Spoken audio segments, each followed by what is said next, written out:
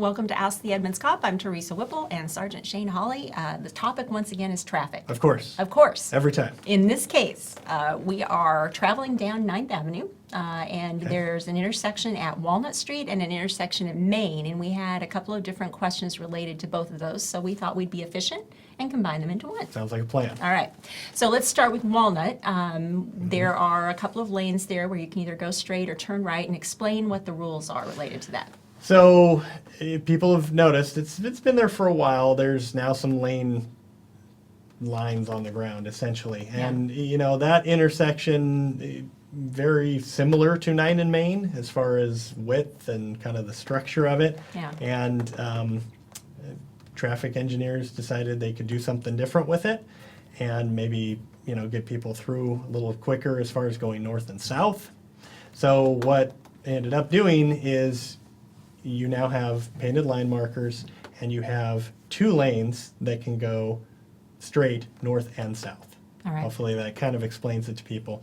I think what trips people up is they're expecting the far right lane on each one, north and south, to be a dedicated turn-only lane. Yeah. To be a right turn-only lane.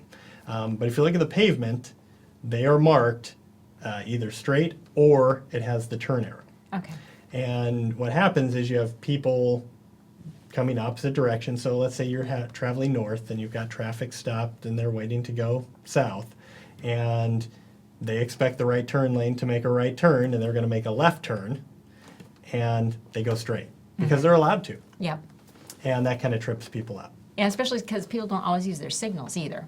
That also another Sometimes reason you don't need know. to signal your intent. Yes, Yep, exactly. absolutely. Yeah.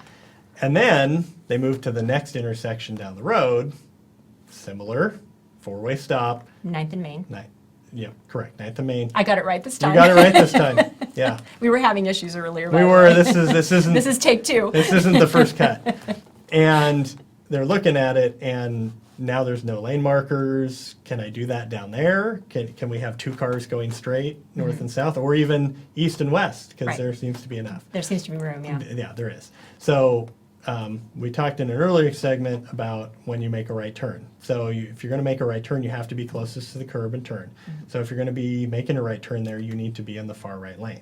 However, it's not a straight only lane, Right. unlike what it was marked at 9th and Walnut. That's considered, according to our traffic guys, passing on the right. Okay.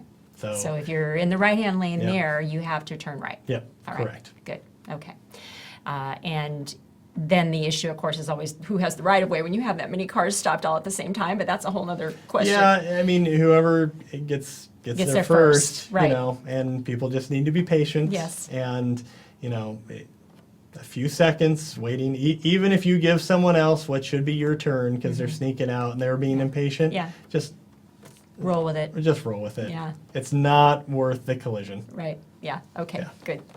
Thanks for joining us. We'll be back again soon with another episode of Ask the Edmonds Cop.